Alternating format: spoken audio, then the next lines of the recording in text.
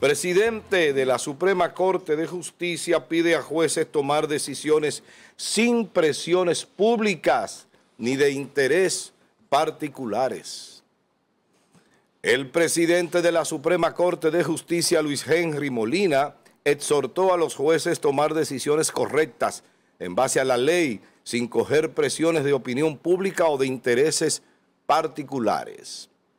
Molina fue categórico en su recomendación a los magistrados de no permitir que nada ni nadie interfiera en su sagrado deber y que la única lealtad es con la ley, teniendo como jefe la Constitución y el único compromiso es con la dignidad del pueblo dominicano.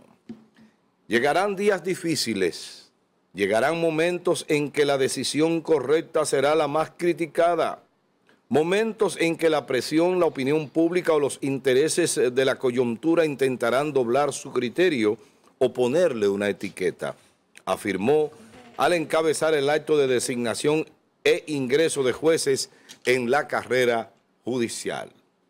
Los pronunciamientos del magistrado Molina se producen en momentos en que se ventila en los tribunales el escándalo de corrupción de SENASA, considerado por muchos uno de los más grandes en la historia del país, y hubo mucha presión social al momento de conocerse la medida de coerción que implicó 18 meses de prisión preventiva para Santiago Jacín y otros 6 de los vinculados. Ahí están las imágenes. Vamos a la pregunta. ¿Piensa que la presión social puede afectar la imparcialidad de las decisiones judiciales? Sí, esa debe ser la respuesta. Háganos el feedback. 829-451-3381, nuestra vía de comunicación a través de la red WhatsApp. Allí le vamos a leer su comentario o su respuesta a la pregunta. Yerjan, adelante. Bueno, evidentemente, respondiendo a la pregunta de manera particular, soy de opinión que sí, que la presión social afecta, o puede afectar la imparcialidad de los jueces. Bueno, de los jueces que quizás no tienen el valor de ponerse a la altura de su cargo. Hay que agregarle ahí un chin de cobardía, ¿verdad? Dice el tribunal, o de conveniencia. Y de cobardía. O de conveniencia. Más fácil de conveniencia. De conveniencia, a veces por cobardía. conviene dar una decisión que favorezca a alguien que luego te puede favorecer a ti, con el respeto que tienen los jueces que se respetan, que hay muchos jueces con mucho valor. La mayoría. Incluyendo uno que tú citas, cuyo nombre me reservo, que en una ocasión estaba aspirando a un puesto en el Tribunal Constitucional o en la Suprema. En la Suprema. En la Suprema, y se le ofreció, ¿verdad? Nada, hacer algunos cabildeos, y él dijo que no, que lo que él iba a conseguir, lo iba a conseguir por su talento y por su trayectoria. Y eso obviamente habla muy bien de esa persona. Lamentablemente la meritocracia en este país no funciona. Penosamente, pero hay que seguir luchando por eso. Entonces, el juez está obligado a ceñirse a lo que establece la ley, justamente lo que dice la ley. Y precisamente el Tribunal Constitucional, en su sentencia 0157 del año 2021, oigan lo que dice que todo juez debe ceñirse a los lineamientos éticos propios del ejercicio de su función para garantizar, como ente o tercero imparcial, la sana administración de la justicia. ¿Qué es lo que el juez debe hacer? Aplicar la ley. Punto. Porque es el que puede aplicarla, ¿verdad? No interpretarla a su manera, sino aplicarla conforme a las normas del debido proceso, la sana crítica que lo dice la ley, ¿verdad? La máxima de la experiencia. La sana crítica no es más que la íntima convicción. La sana crítica no es más que la íntima convicción. O sea, es lo que, porque el juez también tiene emociones. Claro. El juez también tiene emociones. Incluso uno ha sido testigo aquí en audiencias de jueces que se dejan llenar de la emoción y lloran en los tribunales.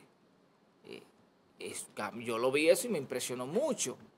Y a veces cuando a un juez le pasa eso, inmediatamente debería inhibirse, porque ya fue objeto, ¿verdad?, de un asunto emocional y por tanto su decisión pudiera estar ahí comprometida. Entonces, yo creo que es válido el llamado que hace Henry Molina, pero creo que también debió hacerlo en defensa de los jueces cuando estaban siendo objeto de ataque por parte del Ministerio Público. Recuerden que en algunos momentos cuando el Ministerio Público liberó a algunos imputados y le varió la medida de coerción por garantías económicas, Wilson Camacho salió a los medios de comunicación a decir que habían jueces que se prestaban para darle cabida a la corrupción. Entonces ahí Henry Molina debió salir a defender a los jueces del sistema. Y también la Suprema pronunciarse. Sí, pero no solamente eso, sino que debe predicar con el ejemplo, porque no se puede predicar en calzoncillo.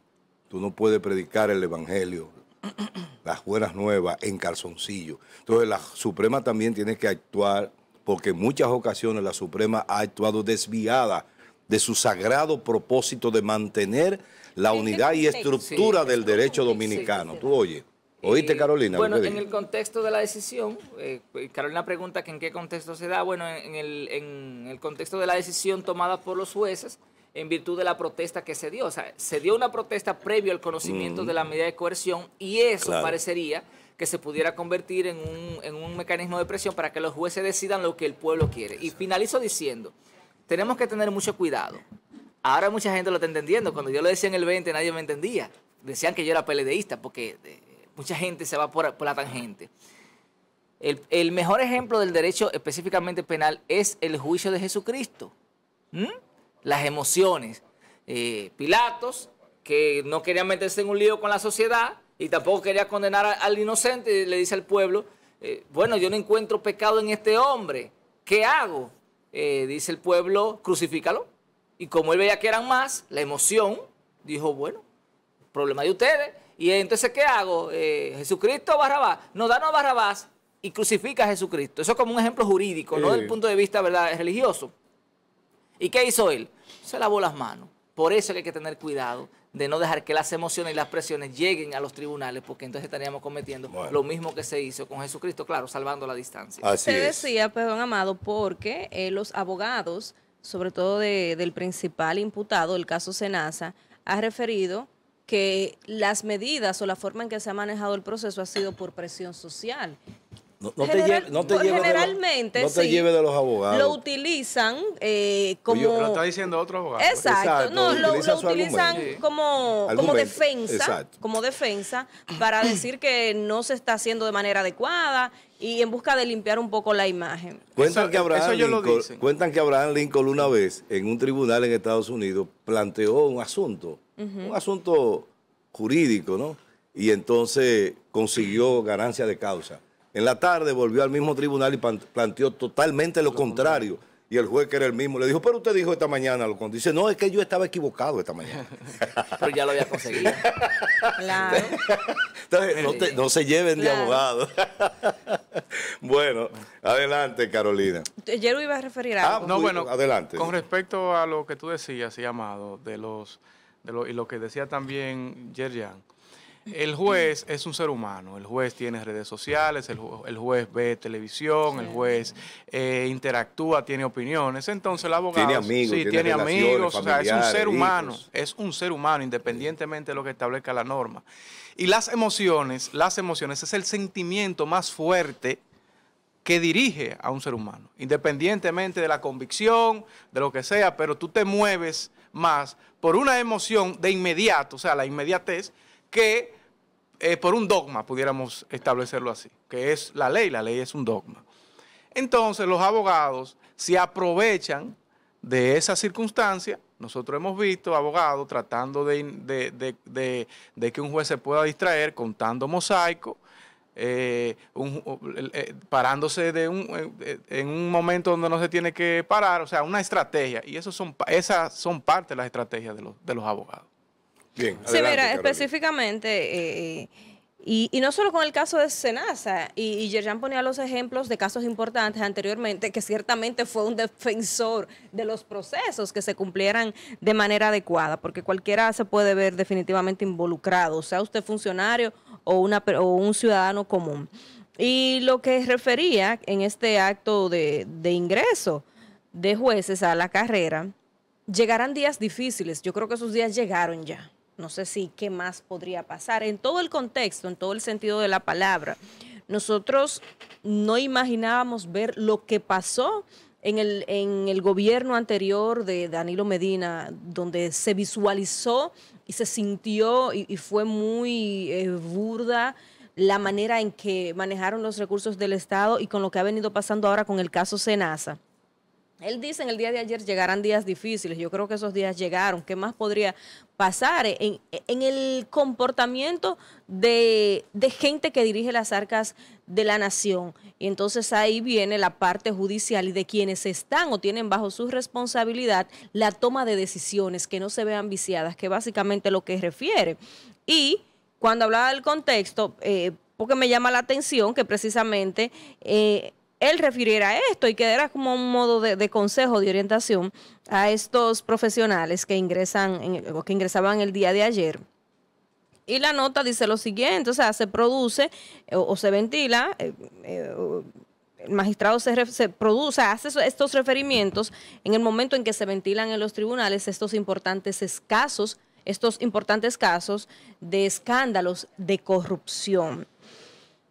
Y nosotros hemos visto aquí en San Francisco de Macorís, quizás no a nivel de corrupción, pero sí de casos de crímenes importantes que hemos tenido, y la sociedad como tal se empodera de temas cuando le duele, cuando ve que ha habido un nivel de injusticia y de daño importante, y eso de alguna forma genera presión, como decía Yeuri. O sea, al final son seres humanos que, por más equilibrados, señores, el rol o el papel de usted ser juez, de quitarse toda esa parte emocional, sentimental, de criterios, de paradigmas, o sea, para tú poder tomar una decisión que se supone que es la más justa y adecuada en base a lo que te presenten, no es cualquier cosa.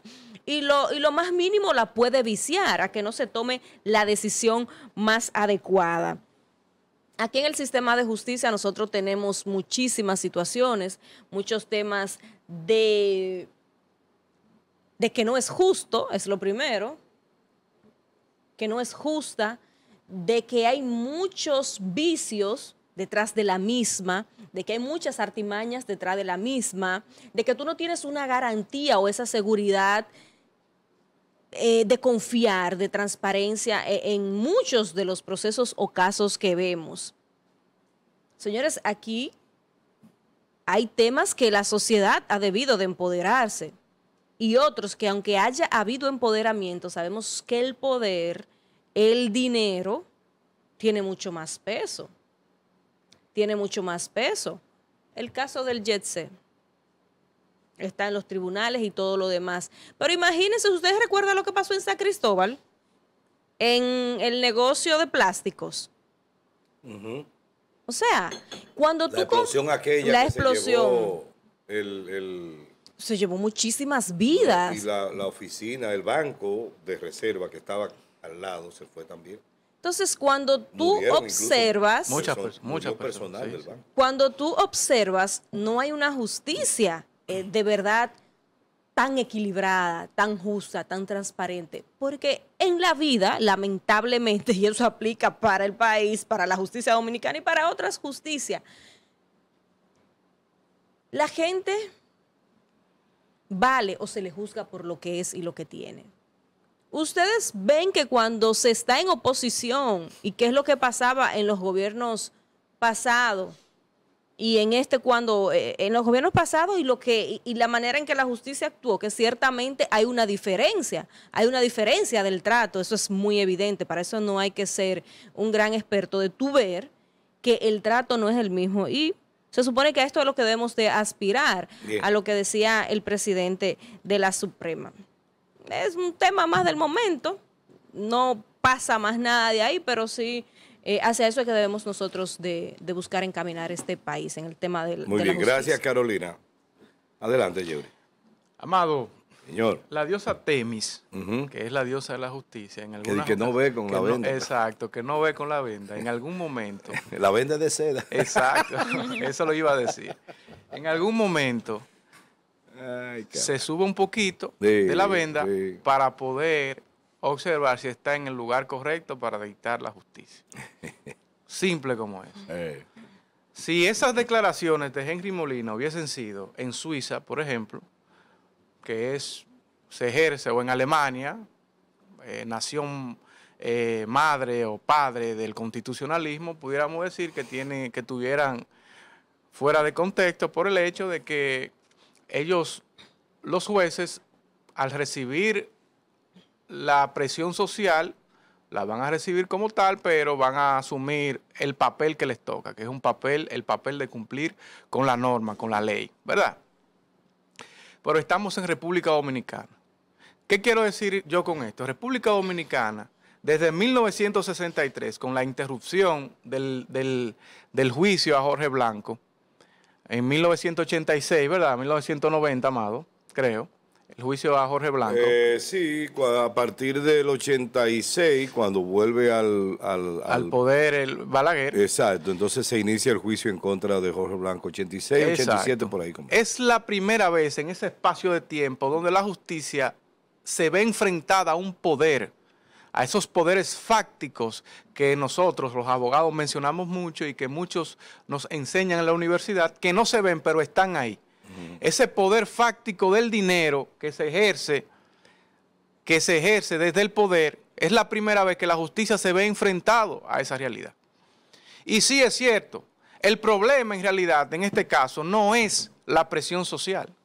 La presión social es un ejercicio legítimo que tiene la sociedad para poder expresar su resentimiento en contra de una acción o en contra de un hecho. El problema esencial con respecto a eso es la presión de gabinete que están recibiendo los jueces, ahora mismo en la actualidad. Y cuando decimos, o la presión de oficina, y cuando decimos que la presión no tiene que ver con lo que diga el ciudadano, porque yo te puedo establecer algo, lo que diga Somos Pueblo y lo que diga cualquiera por ahí, a los jueces le vale lo que sea, porque ellos van a establecer lo que diga la ley. El problema aquí es los emisarios que van a enviar a esas oficinas, las personas que están yendo a la casa del presidente, las personas que están yendo a la oficina del presidente de la Suprema Corte de Justicia. Ese es el verdadero problema. Aquí la presión social es un ejercicio legítimo de la gente, donde la gente vaya a protestar, donde la gente vaya a cumplir con su papel como ciudadano, porque es un papel como ciudadano que tiene y es una responsabilidad, es un deber que tiene como ciudadano. El problema fundamental es que esos jueces no se dejen aniquilar o no quieran aniquilar a esos jueces desde el punto de vista de su carrera porque no se quieran añadir a una línea que viene desde dentro. Y nosotros tenemos ejemplo de eso. Nosotros hemos conocido decisión, y vemos ahí que no recuerdo el nombre de la juez, de una decisión que tomó. Ella ahora es maestra de UNAPEC, donde se dieron reuniones. Y de acuerdo a las mismas declaraciones de ella, el presidente de la Suprema Corte del momento fue quien se reunió con ella en un caso muy famoso, no lo recuerdo ahora, pero usted seguro ya sabe. Ella dijo en unas declaraciones donde el presidente de la Suprema Corte de Justicia se reunió con ella para tratar ese caso. Entonces la presión... El anterior. El anterior, exactamente. Entonces la presión social nada tiene que ver con que la gente se pare ahí, con que la presión que tienen los jueces no tiene que ver con el pueblo. Hecho, mientras tú hablas, yo elucubro y digo, la presión social es más honrada y más honesta, claro, que la otra, porque claro, la otra es subrepticia, es escondida, ¿tú ves? Y la otra es más dañina. Mucho más. Porque aquí hay nombres y oficinas y funcionarios a todos los niveles que les gustaría torcer la justicia y de hecho lo hacen. Lo hacen. En muchas ocasiones cuando tienen intereses. Pero nadie sabe por qué votaron al juez tal o a la juez tal, pero al final resulta que fue porque porque la intervención de una de esas gente que no fue complacida en su momento. Exacto, así Entonces, esa es más honrada. O sea, No, y además que hay que si seguir nos- presionando a la justicia porque eso es una obra humana y las Sí. obras humanas no son perfectas. Claro. Y si nosotros lo analizamos desde la sociedad, Amado, la presión, esas manifestaciones que se dieron, como la Marcha Verde, como hemos establecido, son manifestaciones legítimas. Sí, claro. Son legítimas. Claro. Y cumplen un papel. Si no se hubiese dado, es como un volcán. Si el volcán no erupciona, el problema, cuando tiene que erupcionar, el problema después va a ser mucho mayor. Bueno. Entonces es la forma donde el pueblo va a votar sus frustraciones, simple como es. Sí, Por eso es Bien. que el fin de semana, por eso es que los fines de semana y que el trabajador de la construcción nunca va a dejar de beberse su romo. Nunca. Porque es la forma donde va a votar. Sí, es la forma donde va a votar su presión. El dominicano Claro. se expresa. Yo quiero, antes de continuar, dejar claro un aspecto histórico aquí que lo trató Yerjan. Cuando Poncio Pilato llegó a Jerusalén, a Israel, llegó a sus funciones designado por el emperador Tiberio. Tiberio fue un emperador totalmente irresponsable.